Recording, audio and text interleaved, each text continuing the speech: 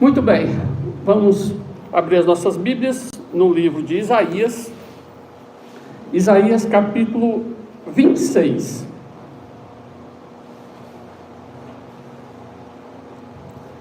O pregador ele tem uma grande dificuldade quando a gente pega um texto que é muito bonito, um texto muito rico, e a gente tem uma dificuldade de tentar não esculhambar o texto e não prejudicar o texto. Esse é o meu grande desafio hoje pela manhã.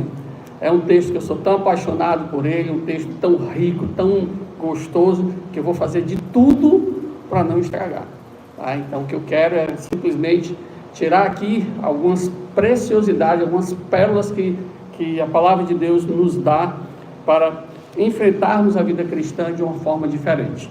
Então, Isaías capítulo 26, pessoal, eu vou ler o capítulo todo, mas não se preocupe, eu não vou pregar o capítulo todo, eu sei que eu tenho meu tempo aí, eu vou tentar respeitar, tá bom? Então, vamos lá. Naquele dia se entoará este cântico na terra de Judá. Temos uma cidade forte, Deus lhe põe a salvação por muros e baluartes. Abri vós as portas para que entre a nação justa que guarda a fidelidade. Tu, Senhor, conservarás em perfeita paz aquele cujo propósito é firme, porque ele confia em ti. Confiai no Senhor perpetuamente, porque o Senhor Deus é uma rocha eterna, porque ele abate os que habitam no alto da cidade elevada. Abate-a, humilhando até a terra e até o pó. O pé a pisará, os pés dos aflitos e os passos dos pobres. A vereda do justo é plana, tu que és justo, aplanas a vereda do justo. Também através dos teus juízos, Senhor, te esperamos. No teu nome e na tua memória está o desejo da nossa alma. Com minha alma suspiro de noite por ti, e com o meu espírito dentro de mim, eu te procuro diligentemente. Porque quando os teus juízos reinam na terra, os moradores do mundo aprendem justiça. Ainda que se mostre favor ao perverso, nem por isso aprende a justiça. Até na terra da retidão ele comete iniquidade e não atentas para a majestade do Senhor. Senhor, a tua mão está levantada, mas nem por isso a veem, porém verão o teu zelo pelo povo e se envergonharão, e o teu furor por causa dos teus adversários que os consumam. Senhor, concede-nos a paz, porque todas as nações, todas as nossas obras, tu as fazes por nós. Ó Senhor, Deus nosso, outros senhores têm tido domínio sobre nós, mas graças a ti somente é que louvamos o teu nome. Mortos não tornarão a viver, sombras não ressuscitam, por isso os castigastes e destruístes, e lhes fizestes perecer toda a memória. Tu, Senhor, aumentastes o teu povo, aumentastes o povo e tem sido glorificado a todos os confins da terra dilatastes. Senhor, da angústia te buscaram, vindo sobre eles a tua correção, derramaram as suas orações. Como a mulher grávida, quando se lhe aproxima a hora de dar à luz, se contorce e dá gritos nas suas dores, assim fomos nós na tua presença, ó Senhor. Concebemos nós e nos contorcemos em dores de parto, mas o que demos à luz foi vento. Não trouxemos à terra livramento algum, e não nasceram moradores do mundo. Os vossos mortos e também o meu cadáver viverão e ressuscitarão. Despertai e exultai, os que habitais no pó, porque o teu orvalho, ó Deus, será como o orvalho da vida, e a terra dará à luz os seus mortos. Vai, pois, meu povo, entra nos teus quartos e fecha as tuas portas sobre ti, esconde-te por um momento até que passe a ira, pois eis que o Senhor sai do seu lugar para castigar a iniquidade dos moradores da terra. A terra descobrirá o sangue que a embebeu e já não encobrirá aqueles que foram mortos. Santo Deus, Pai Todo-Poderoso, colocamos-nos diante da tua palavra e suplicamos da tua misericórdia para que possamos tirar daqui lições para as nossas vidas. Um texto tão belo, tão lindo, tão cheio de ensinamentos, que nos constrange em ter que fazer qualquer tipo de comentário a respeito. Mas ajuda-nos, ó Pai, nesta manhã, para que possamos ser usados pelo teu Santo Espírito e falar aos corações daqueles que te ouvem nesse momento. É o que eu te peço humildemente no nome do Senhor Jesus Cristo. Amém. Muito bem, ao longo dessas semanas, nós estamos meditando um pouquinho no que significa ser realmente um crente no Senhor Jesus Cristo. Na primeira mensagem, nós falamos que o verdadeiro crente é aquele que não abandonou o primeiro amor. E hoje eu quero ver com vocês os sentimentos do verdadeiro crente. Por incrível que pareça, nós muitas vezes somos traídos pelos nossos sentimentos. E as pessoas que veem os nossos sentimentos, a primeira coisa que diz é: isso é crente? Isso é um crente? E é impressionante como muitas vezes nós ouvimos essas frases e ao invés de nos examinarmos, nós criticamos, e se exalta e se exaspera de maneira totalmente desnecessária. E o que deveríamos fazer era exatamente tentar entender se nós estamos tendo uma vida de crentes no Senhor Jesus Cristo. E hoje eu quero falar dos sentimentos. O que são os sentimentos? Os sentimentos são experiências internas que nós temos, que envolvem as emoções e por vezes as reações, muitas vezes reações físicas. Eles refletem o que nós percebemos e a forma como nós vamos reagir em algumas situações. Então, em outras palavras, o sentimento nada mais é do que uma forma de nós vivenciarmos emocionalmente a vida. E é isso que eu quero pensar com vocês. Só para a gente ter uma ideia mais ou menos, vamos pensar no sentimento de paz. Todo mundo já deve ter dito, né? Eu me sinto em paz. Mas a pergunta é, o que te dá paz? Nós já falamos em sentimento de confiança. Não, eu confio sim. Mas onde é que está depositada a nossa confiança? Justiça. Acho que qualquer um já deve ter dito, né? O senso de justiça. Mas como é que a gente pode ter um senso correto de justiça? E aí poderíamos dizer vários outros sentimentos, alegria, ciúme, tristeza, amor, e a relação dos sentimentos é grande. E o livro de Isaías revela o juízo e a salvação de Deus. O livro começa a partir do capítulo 6, que até foi comentado hoje com o pastor Laércio, a voz lá dos anjos, dos serafins, né? Ele diz santo, santo, santo. Então nós temos um Deus santo, e por ele ser santo, ele não permite a impunidade do pecado. E logo no versículo 2, logo em Isaías capítulo 1, verso 2, ele diz: ouvi, ó céus, e dá ouvidos, ó terra, porque o Senhor é quem fala. Criei filhos e engrandeci, mas eles estão revoltados contra mim. Então Deus é um Deus que, se por um lado é um Deus de amor santo, isso não anula nunca que ele vai deixar o pecado impune. E Isaías retrata esse julgamento vindouro de Deus como um fogo consumidor. Lá no capítulo 1, no versículo 31, ele diz: o forte se tornará em estopo e a sua obra em faísca. Ambos arderão juntamente, não haverá quem os apague. Mostrando claramente a ira do Senhor. Ao mesmo tempo, Isaías compreende que Deus é um Deus de misericórdia, de graça, de compaixão. E é exatamente esse Deus que é retratado aqui no capítulo 26.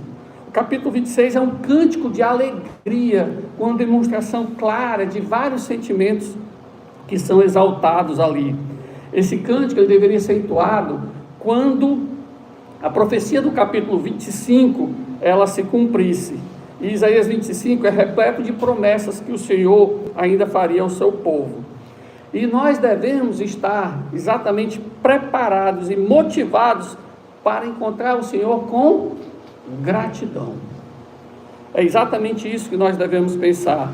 No dia a dia nós somos muito atacados por muitos sentimentos ruins, de inveja, ansiedade. Esses sentimentos nos deixam muito abalados. E o Senhor tem oferecido para os seus servos sentimentos diferentes. A pergunta é, será que nós realmente sentimos no nosso coração, nós temos a noção do que esses sentimentos podem impactar as nossas vidas? De que forma nós temos tratado tudo isso? No mundo, nós devemos mostrar para as pessoas o quanto esse Deus, que é tão maravilhoso, que é tão grande, que é tão magnífico, transmite para a gente esses sentimentos. Então eu quero rapidamente com vocês, eu não vou passar por todo o texto, que aqui merece uma série de conferências, mas eu quero pincelar rapidamente alguns desses sentimentos. Começando no versículo 3, quando ele diz: Tu, Senhor, conservará em perfeita paz aquele cujo propósito é firme, porque ele confia em Ti. Então temos um sentimento aqui muito interessante: paz. Hoje, só que se escuta, quem liga os noticiários aí, é direto, aí é guerra, guerra, guerra, guerra. Não pense que a coisa vai melhorar não, tá? Não pense porque o Brasil é um país que está longe desses conflitos, que já essa guerra não vai chegar na gente. Chega, de uma forma ou de outra. Se não chegar fisicamente com bomba caindo aqui, que eu espero que não caia até eu partir, mas vai chegar de outra forma, tá? Então são conflitos, são cobranças, o inimigo é sagaz para usar tudo isso aí de uma forma muito intensa para nos destruir. Então nós devemos entender que a paz não é a ausência de tribulação, porque se fosse, a palavra de Deus estaria enganada, e Deus não se engana. Então a paz é um conceito que nos remete a Cristo dentro daquele barco que estava no meio de uma tempestade.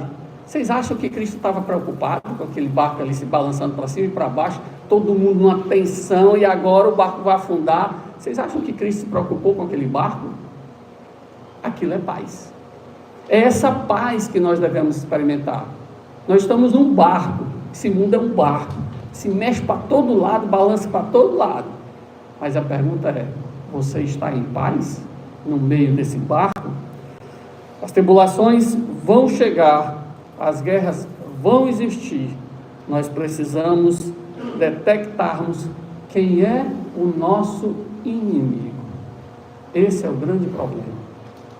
Muitas vezes nós fazemos uma leitura errada do nosso inimigo, por isso é que nos falta a paz.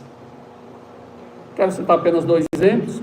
Num conflito com a sua esposa, ela não é a sua inimiga, e parece que a gente acha que ela é o pior inimigo, né? Naquele conflito, aquela discussão, o diabo é seu inimigo, a sua carne é sua inimiga, os valores desse mundo são seus inimigos, não a sua esposa.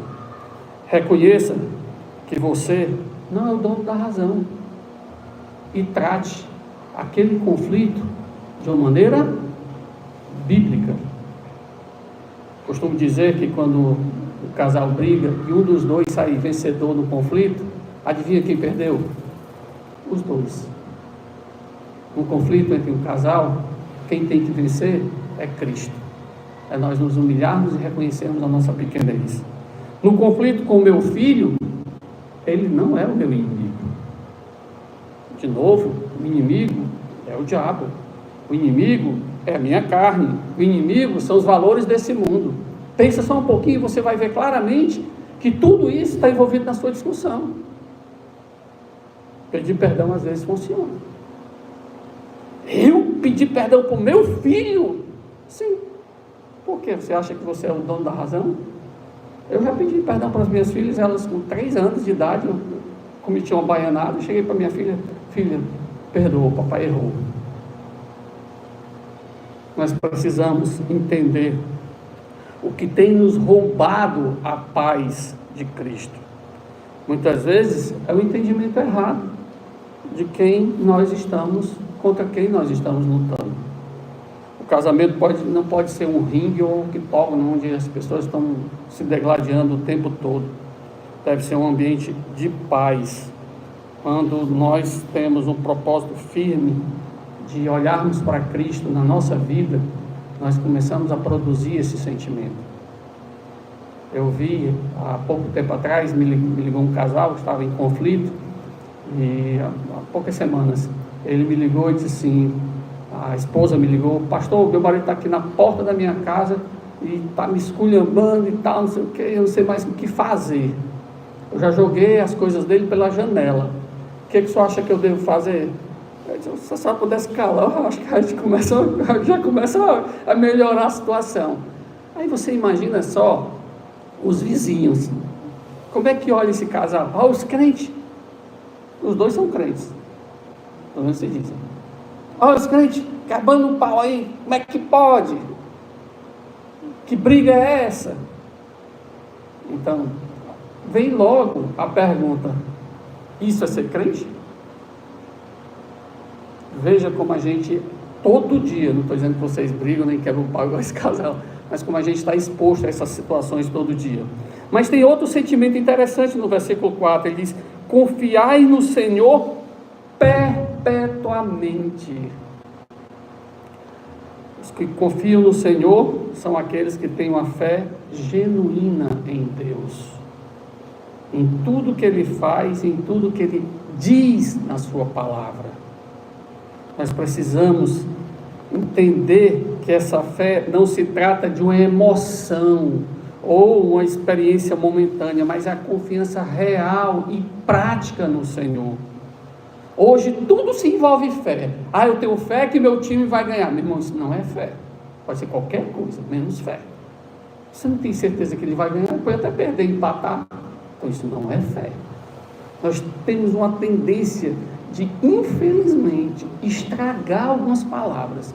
E talvez uma das palavras mais estragadas é fé. Tudo a gente que fala que é fé. Irmão, fé é certeza.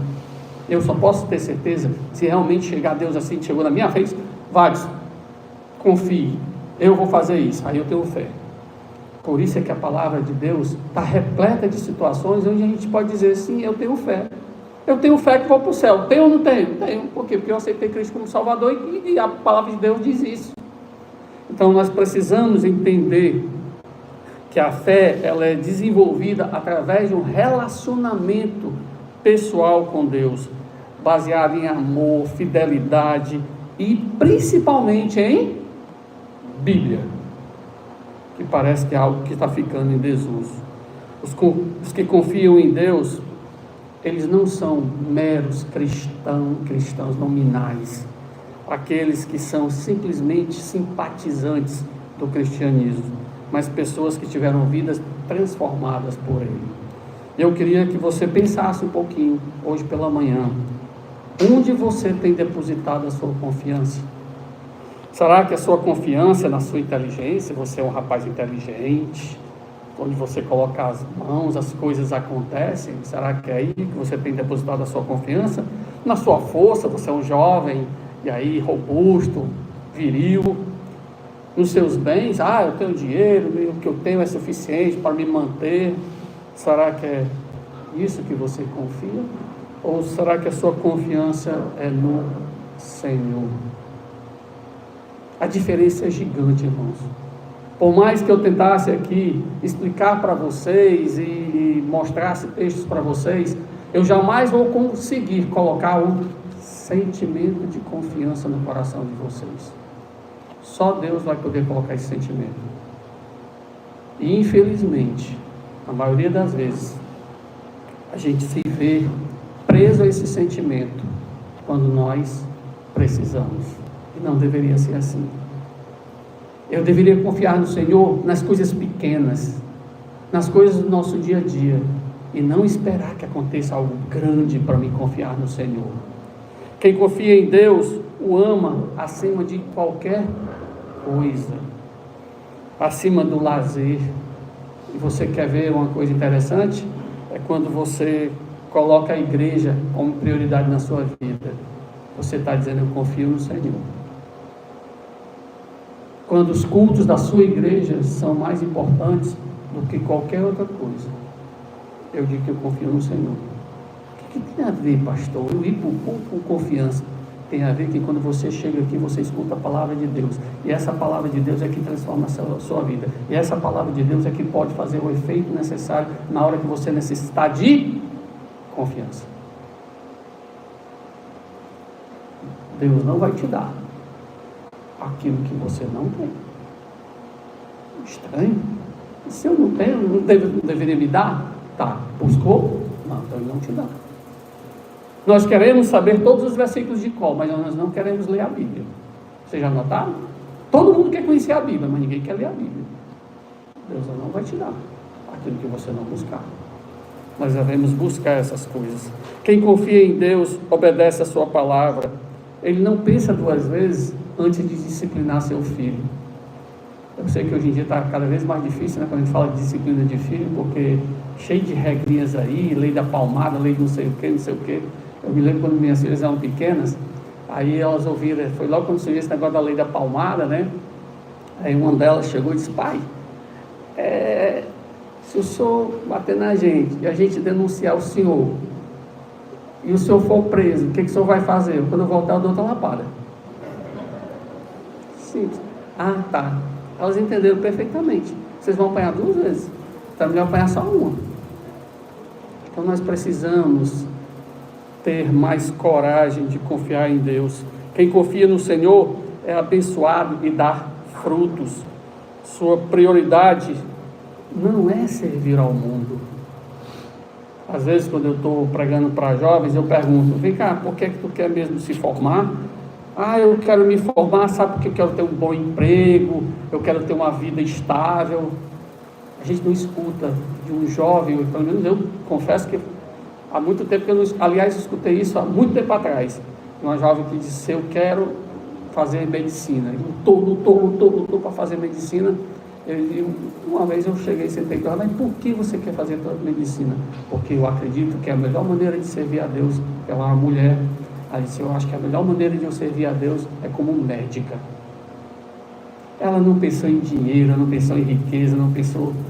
Eu fico assim imaginando, será que a gente tem incutido isso na vida dos nossos filhos? Será que eles estão pensando, quando se formarem, estão pensando em servir a Deus ou estão pensando em ganhar dinheiro? Quem confia em Deus vive em plena alegria. Plena alegria? Só que a gente não entende que essa alegria não é baseada em coisas desse mundo. Essa alegria é baseada totalmente nas coisas espirituais. Quando foi a última vez que você se alegrou quando ouviu um cântico, quando ouviu um testemunho, quando leu a palavra de Deus, o teu coração exultou, quando você ouviu uma pregação? Irmãos, sabe por que isso não tem acontecido entre a gente? Porque a gente não tem exercitado o nosso coração para essas coisas. Tudo na vida da gente, você sabia que a gente precisa exercitar? Vocês querem ter ódio de mim? É simples. Eu vou ensinar vocês como vocês têm ódio de mim. Vocês começam pensando quem eu sou. Rapaz, começa pelo nome dele: Valente. Já pensou? Valente não pode prestar um cara desse. Valente, confusão, briga. Aí você começa a alimentar coisas negativas a meu respeito. Eu garanto a vocês que se eu cruzar por lá, vocês vão ter ódio de mim. Agora o contrário também pode acontecer. Vamos alimentar algo sobre o pastor Vaz, cara legal, filhas bonitas, cara simpático, e aí você começa, você esquece, ele é falha, pecador, mas bichinho, é um cara legal. Daqui a pouco vocês vão querer se abraçar comigo. Mesma coisa acontece, irmãos, quando nós fazemos a palavra de Deus. Se você não se expõe à palavra de Deus, se você não tem uma vida consagrada ao Senhor, você acha mesmo que você vai confiar em Deus? Nunca. Na hora que seu filho adoecer, a primeira coisa que você vai fazer é correr do médico. Eu tenho um exemplo muito interessante da minha sogra. Eu gosto muito da minha sogra, porque eu estou na frente da filha dela, não. Eu acho barato o jeito dela. Nunca me esqueço, alguns anos atrás, o meu sogro, ele já faleceu, mas ele bateu o carro, e na hora lá da batida lá, e todo mundo ali e tal, junta todo mundo e vamos orar. Mas e o papai está lá, não sei o que, não, a gente não vai poder fazer nada. Depois a gente vai ver o que acontecer. Vamos orar, agradecer a Deus e pedir a Deus a graça dele. Oraram e tal, e depois foram para o hospital, foram ver o que tinha acontecido, foram lá ver o acidente e tudo. Olha a diferença para quem tem intimidade com Deus. A gente sempre brinca lá na Manancial, que a dona Hilda é uma mulher de oração. É uma brincadeira séria, tá?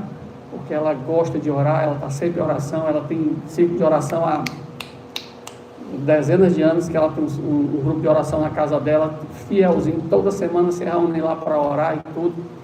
Essa é a diferença, irmãos, de alguém que confia no Senhor. É alguém que se expõe à palavra dele. É alguém que realmente ama o Senhor. Lá no Salmo 18, verso 1 diz: eu te amo, Senhor, força minha. Será que você tem condições de dizer eu te amo, Senhor? Quando foi a última vez que você disse eu te amo, Senhor? No versículo 7, voltando lá para Isaías, nós temos aqui outro sentimento muito interessante. Diz: a vereda do justo é plana. Tu que és justo, aplanas a vereda do justo. Aqui é um pedido que de Isaías muito interessante. Em termos gerais, a justiça é dar a cada um o que lhe é de direito. Isso é justiça. É dar aquilo que a pessoa merece. A maioria das pessoas tem um senso de justiça. Todos nós temos, num percentual, alguns mais, outros menos, mas nós temos. E é interessante como o Senhor observa o nosso caminho para que ele seja plano. Isso é muito importante. Por quê? Porque o problema é que nós queremos ser justos olhando para onde? Para o caminho do outro. Mas Deus diz que ele aplana é o nosso caminho. Para a gente ser justo, eu não posso olhar para o caminho do outro. Eu tenho que olhar para o meu caminho. Nunca nós teremos sentimento de justiça se nós estivermos olhando para o outro. Precisamos olhar para o nosso lado para termos esse sentimento. Palavras como perdão, amor, compaixão, misericórdia estão intimamente ligadas à justiça. Mas o que nós vemos é exatamente o contrário. Quando alguém lança a justiça, o que é que ela busca? É briga, é contenda, é confusão. Porque você sabe, eu sou justo. Ou seja, você não entendeu nada sobre a justiça de Deus. De que forma você tem praticado a sua justiça? Será que o seu caminho tem sido totalmente aplanado? De que nós estamos falando? Será que eu tenho buscado fazer as coisas da maneira certa? Eu quero que aquela pessoa não sonegue impostos. Quem sonega impostos é um ladrão. Eu tenho feito isso. Ah, mas o governo é injusto. Eu não estou entrando no mérito. Não vou falar aqui de governo. Ah, aquela pessoa é mentirosa. Tá, você é verdadeiro em tudo que você faz, você é honesto, você é digno. Isso significa ter o nosso caminho totalmente pleno, para aí sim eu praticar a justiça. Se eu faço isso, eu posso olhar para qualquer caminho e dizer: esse caminho eu não vou. Por quê? Porque esse caminho está esburacado, o meu caminho está pleno, meu caminho está endireitado. É isso que eu preciso pensar. Isaías continua no versículo 8, falando também de outro sentimento que nós, às vezes, não entendemos. Ele diz: também através dos teus juízos, Senhor, te esperamos. Olha que coisa interessante. Esperança é ter uma expectativa que algo vai acontecer. E a esperança deve estar ligada à fé. A pessoa com esperança, ela acredita que o que vai acontecer no futuro está totalmente no controle de Deus. Ela acredita que as coisas estão acontecendo de acordo com a poderosa mão do Senhor. Muitos dos consultórios psicológicos que estão aí cheios de crentes, talvez fossem esvaziados se nós tivéssemos mais esperança. Deus é a esperança de todo cristão, porque Ele sempre cumpre o que Ele promete. O que é esperança? Esperança é esperar, só isso. Nós precisamos entender que as promessas do Senhor não falham. Olha que sentimento interessante. A esperança é a confiança que Deus nos ajuda a esperar sem desistir. É estranho, né? Esperança, esperar. Mas é isso. E uma das coisas que eu gosto de pregar para criança, confesso que eu não curto muito pregar para adulto, não. Eu prefiro pregar para as crianças. É porque a gente, quando trata dessas palavras com as crianças, elas conseguem entender bem mesmo que você seja repetitivo, mas elas conseguem entender bem, porque elas vão pela simplicidade das palavras. Mas nós, às vezes, queremos frases rebuscadas, frases bem colocadas, que no final, elas não alcançam o nosso coração. Nós precisamos entender que nós confiamos no nome poderoso. Poderoso para salvar um casamento complicado, onde o divórcio não é a solução. Um nome poderoso para cuidar de um filho rebelde, que desistir não é o melhor caminho. A esperança é uma força poderosa que vai nos trazer a alegria. Não precisa ter medo do futuro, porque muitas coisas estão preparadas pelo nosso Deus, que nos dá alegria. Essa esperança nos dá paciência para esperar.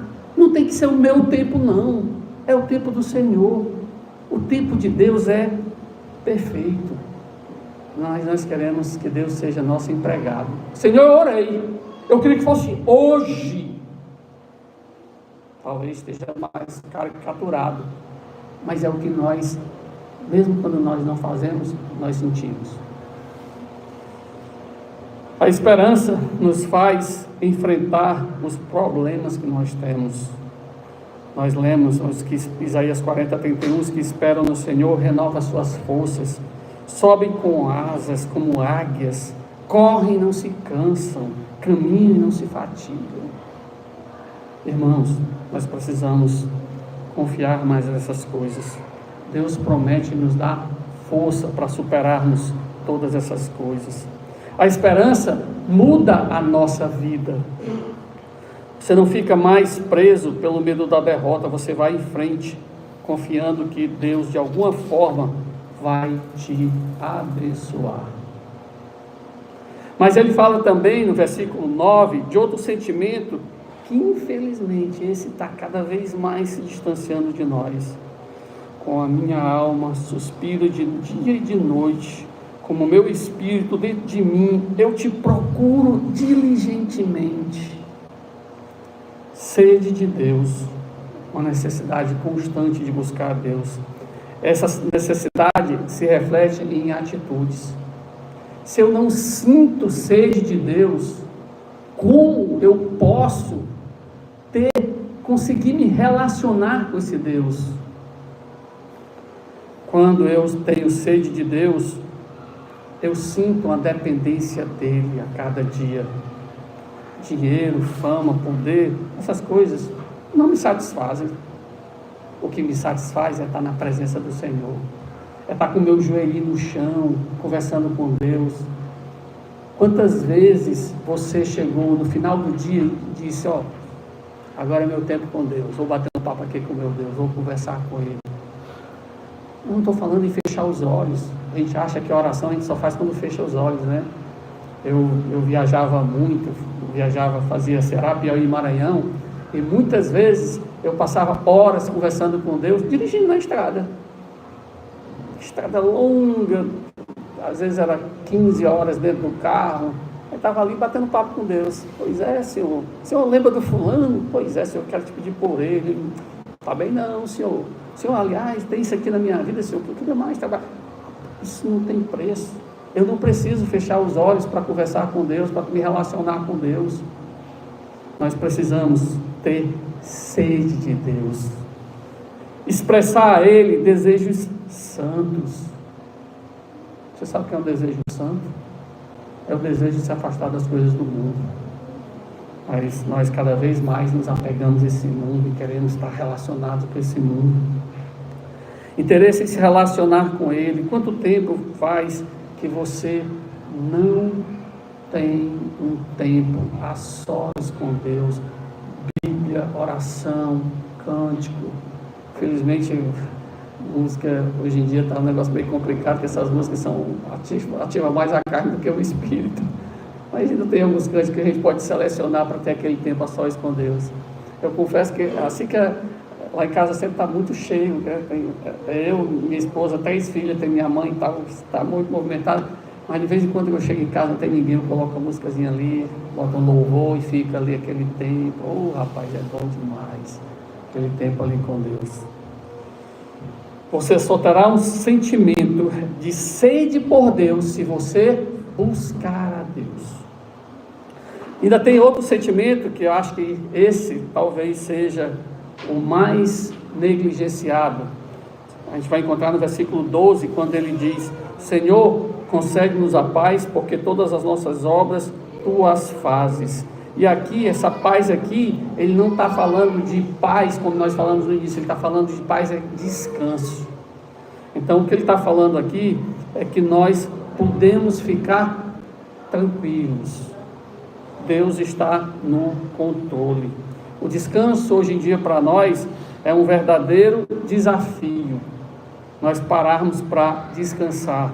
Parece algo contraditório, mas a palavra desafio e descanso, porque quando você fala em desafio, você está falando em esforço, disciplina, determinação, coragem. Às vezes, peraí, isso aí não é descanso, isso aí é trabalho.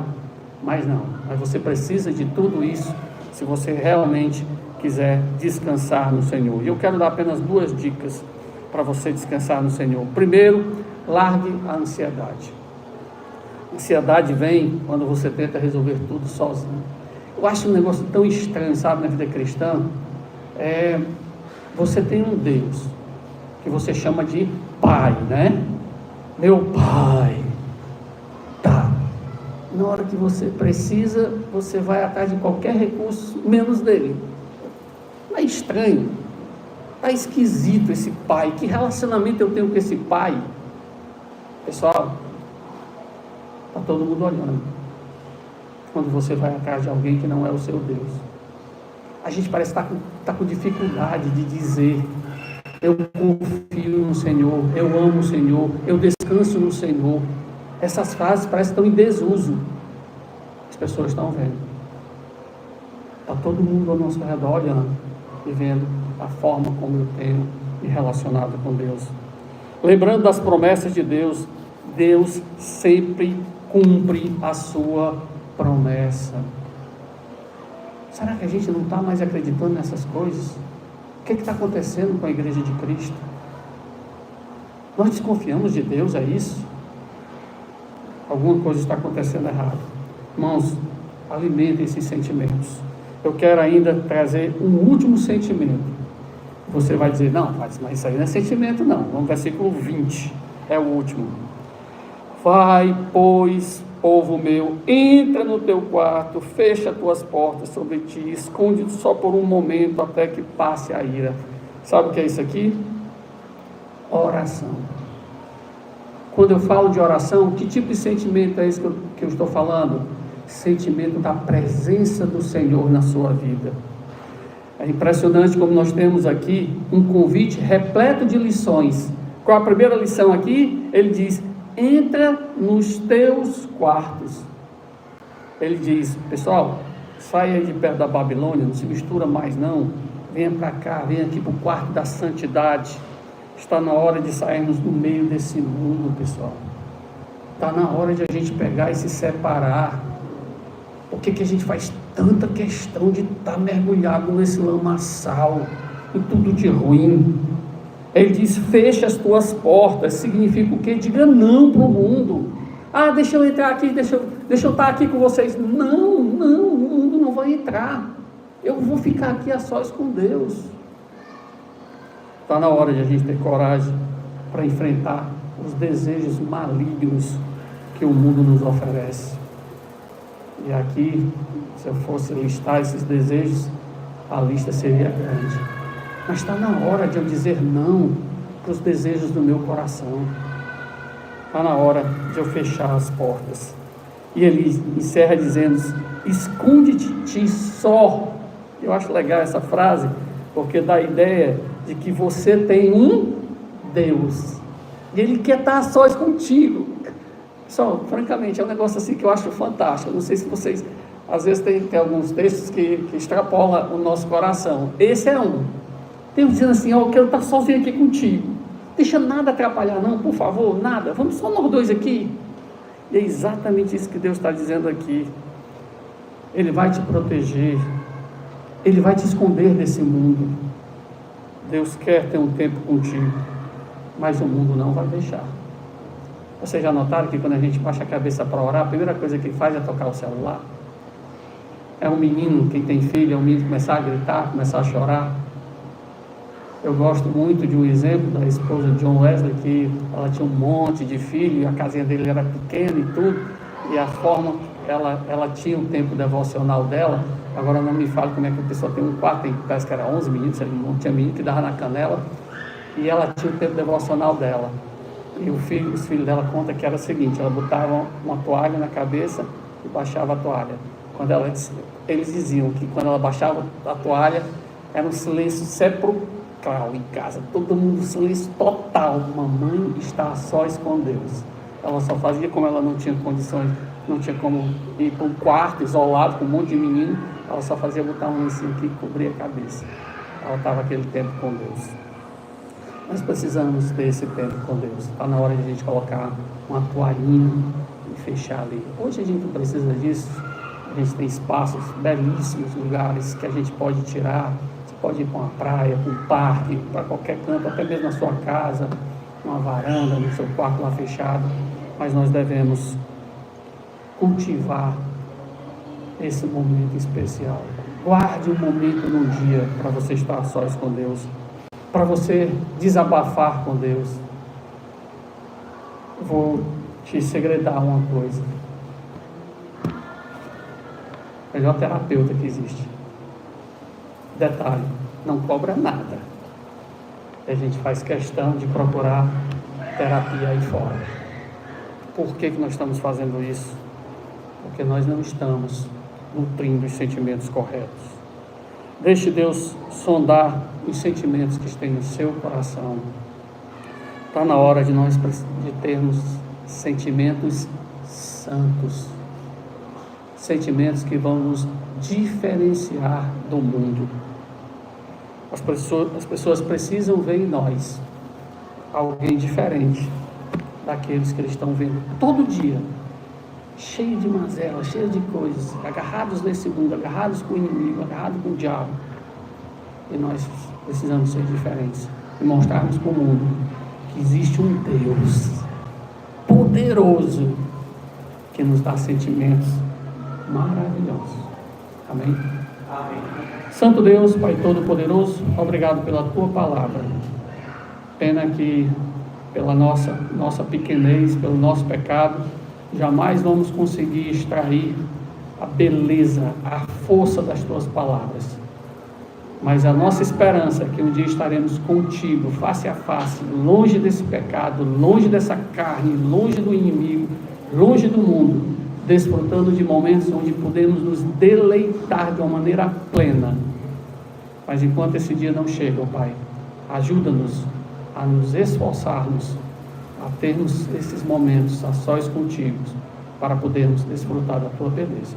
É o que eu te peço em nome do Senhor Jesus Cristo. Amém. Amém.